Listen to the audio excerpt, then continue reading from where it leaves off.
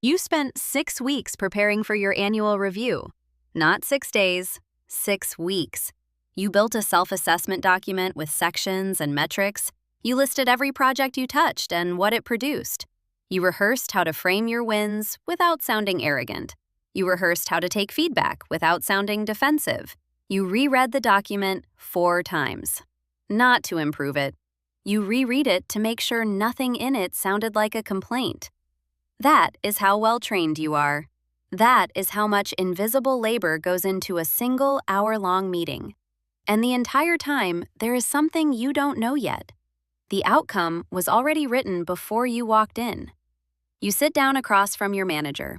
You notice the notes in front of them. Something about the notes looks pre-printed. The conversation begins, and you wait for the real exchange to start. It never does. The feedback arrives in language that sounds precise but lands like a form letter. Executive presence, visibility with senior stakeholders, proactive communication across the team. You ask what that means specifically. You ask what you could have done differently. The answer is warm, vague, and completely useless. You leave not knowing if you passed or failed. That ambiguity is not an accident. Meanwhile, the woman who sits near your pod prepared nothing. She walked into her review laughing.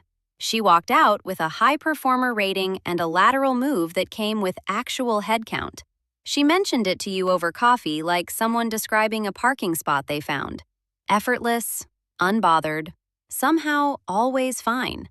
You nodded and said congratulations, and went back to your desk and opened your laptop and kept working. That is also not an accident. Here is what they never tell you about performance reviews. The review is not the decision. The review is the documentation of a decision already made. Most organizations run something called a calibration meeting. It happens before your individual review. Managers gather in a room, or a call, and align on ratings across the team. Your manager goes in with a number. They defend it or they don't. The group lands on something defensible. Then your manager walks into your review and delivers that number as though it came from careful observation of you specifically. The meeting with you is not an evaluation. It is a handoff. This is the part that should make you angry, but probably just makes you tired. Because you already half knew something was off. You just didn't have the language for it. The criteria are real. Performance, output, collaboration. But the weighting is invisible. And the invisible weight doesn't go to the strongest performer in the room. It goes to whoever people remember positively before the calibration meeting starts. Whoever gets named in hallway conversations with the right people. Whoever is socially easy to advocate for. Not the person with the cleanest metrics. The person whose presence costs the least social energy to sponsor. This is not a conspiracy. It's simpler and uglier than that. It is a system doing what systems always do, optimizing for its own comfort. And you have been trying to beat a social geometry problem with a spreadsheet. So you try harder. Of course you do. You send more thorough status updates. You prepare for every one-on-one like it's a formal presentation.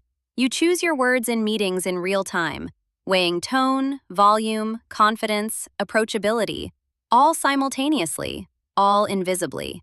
Am I being too direct? Too quiet? Too much? Not enough?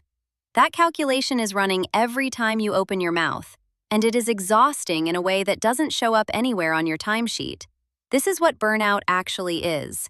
Not just long hours plus constant social surveillance of yourself. You are not just doing your job. You are managing the perception of you doing your job. For an audience that is already leaning a particular direction. The environment starts doing something to you at this point. You begin wondering whether the problem is you, whether something about the way you show up creates friction you cannot see, whether you are difficult to sponsor without knowing it, whether your intensity reads wrong in this particular culture. You generate these explanations because the system gives you nothing else. When exclusion happens without confrontation, without evidence, without a direct conversation, the silence fills itself, and it fills with you, your doubts, your self-audit, your exhausting internal case against yourself. That is not weakness.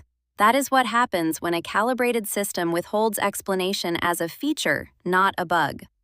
Review season becomes its own recurring injury now. Not once, every year. A season of anxiety that starts weeks before the meeting and lingers weeks after. You lose sleep before it. You replay the feedback afterward looking for something usable inside the vagueness. You find nothing usable. You start the next cycle anyway. And then you hear the announcement.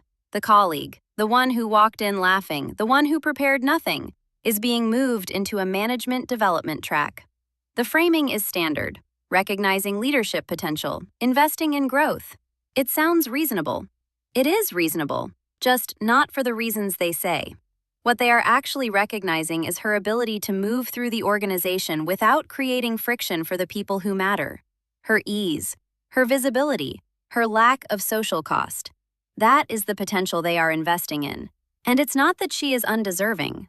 It's that the criteria they advertised and the criteria they used are two different things, and only one of them was ever written down. Now widen the frame, because this is not your manager. This is not your company specifically. This is how large organizations manage internal risk.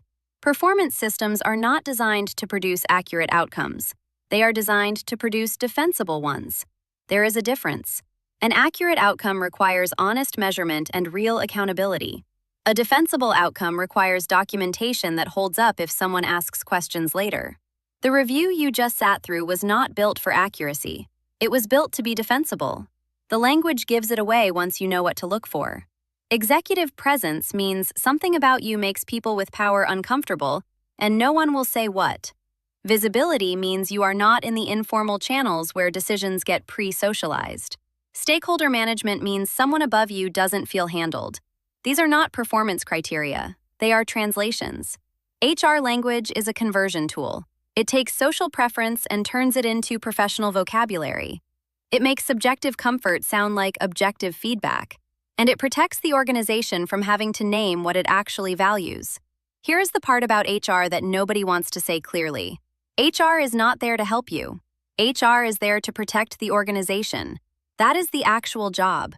When you bring a concern to HR, you are not accessing an advocate. You are entering a risk management process. The notes from your review, the vague but documented feedback, the paper trail of areas for development, that is not there to guide your growth. It is there so that if this ever becomes a formal dispute, the organization has cover. This is not cynicism. This is the function operating exactly as designed. Here is the final thing you need to understand. Your review is not measuring your performance. It is measuring your fit with the people who have already decided how the organization moves. Competence got you in the door. Competence keeps you employed. But competence is not the advancement mechanism. The advancement mechanism is proximity, social legibility, and the informal sponsorship of people who feel at ease around you. You have been playing a merit game inside a relationship game, and every time you lost, you called it a personal failure. It was not. Now you can see the board, the calibration meeting that happened before your review, the invisible weighting that has nothing to do with your output, the HR language that documents social preference as professional feedback, the contrast between what is advertised and what is rewarded, the system that is not broken, it is working exactly as it was built to work. You are not confused anymore. You are informed. And informed is a different position entirely. The review was already decided. What you do with that fact is the only question left.